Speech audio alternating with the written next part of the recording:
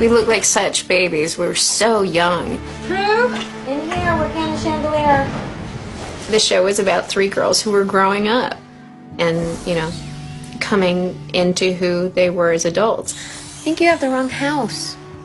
Certainly the wrong mommy. Stop fooling. That's definitely, I knew what happened for me. I mean, I was 24 when we started the show, and I think 32 when it ended.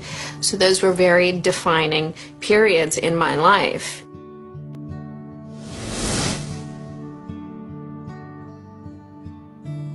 I went to the network to test, and so they were in love with Shannon, but they didn't want me. They felt that they needed someone with more star power, which was their quote, to stand next to Shannon. And Aaron became livid. I don't know what in the stars this man saw in me, but thank goodness, because he was one of my biggest champions, you know, second to none other than Shannon. Basically, they both threw down the gauntlet and said, we're not doing the show without Holly. If you want to do the show, you're going to do it without us, and we want to do the show with her. So it was basically a gift that Aaron and Shannon gave to me, and it was all because of them.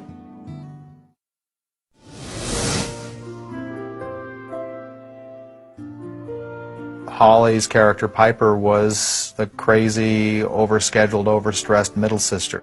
We always called her Solomon. She was always trying to make peace between Prue and Phoebe, the oldest and the youngest sisters. We are not supposed to use our powers for our own personal gain. That is what it says in the Book of Shadows. Not so loud.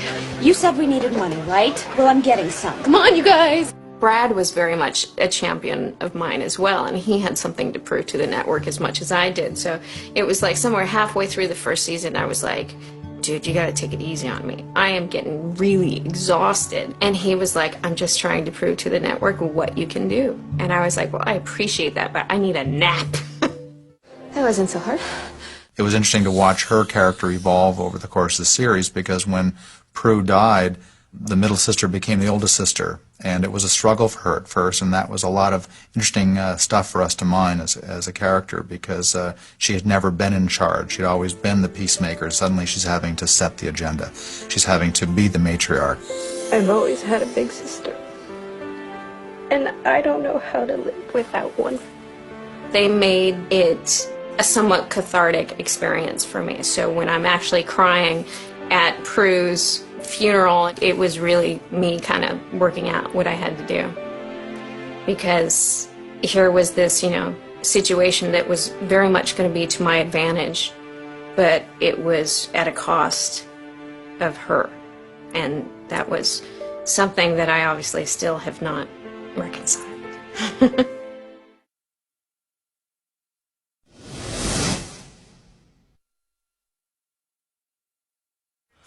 Not the crying thing. Leo, I have growing powers inside of me. Powers that I do not understand. Add that to raging hormones, and I guarantee you I am absolutely entitled to do the crying thing. From this show, I met my husband and had these two miraculous babies. But in the meantime, you know, Piper was having the same journey of her own, you know, with her kids and her husband. And I don't think that was an accident. So I hear you and Leo are thinking about having a baby. Where did you hear that from? Brad went to the studio and said, I want to have Holly get pregnant. Aaron and Duke hated that idea. This is a show about three sexy women. You can't have one of them being pregnant.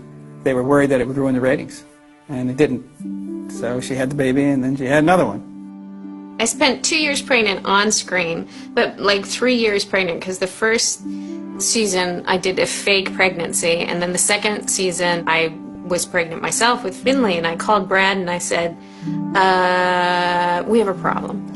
And he goes, what? And I said, well, I'm pregnant. And he goes, you're a season late. I said, no, you were a season early. Piper, you okay? Of course I'm okay. I'm having a baby, for crying out loud. Jello? It's really yummy. I was the first one and the only one that was, you know, in the cast and pregnant. So it was like the guys didn't know how to operate around me. It's like, you know, everything changed. Those darn contractions are a lot more painful than they should be. And even still, they had gone through my first pregnancy with me, and I'm pregnant with Riley during the last part of the last season. And here I am in the second to last episode, and the whole house is blown up around me. And I'm just like, can we get more smoke, flames, fire, and gas around the pregnant woman? If this child turns out strange, you're all getting sued. He was a little big, but he's very healthy. Doesn't get more perfect than this. Desperate House Witches, when Piper faces her worst fear, in a way, with the perfect mother. And she's feeling completely inadequate. I mean, she's a working mom. She has her club. She has her job as a witch. And she wants to be a good mom to her kids. She is not going to use magic to make Wyatt a costume. Oh, no. Watch me. She had to deal with the fact that she was trying to be all things all the time. Ha-ha. How you like me now? And here she's faced with this woman who she thinks is just the perfect mom. It turns out that, of course, she's a demon. She's too good to be true. She's a demon. And I loved her, and I loved Piper, how angry Piper got in dealing with her, because really it made Piper look at part of her own inadequacies. Oh, she's a demon! Jealousy is an ugly, ugly thing. All us moms think those people must be like horrible human beings inside or something. There must be demons. They can't be human.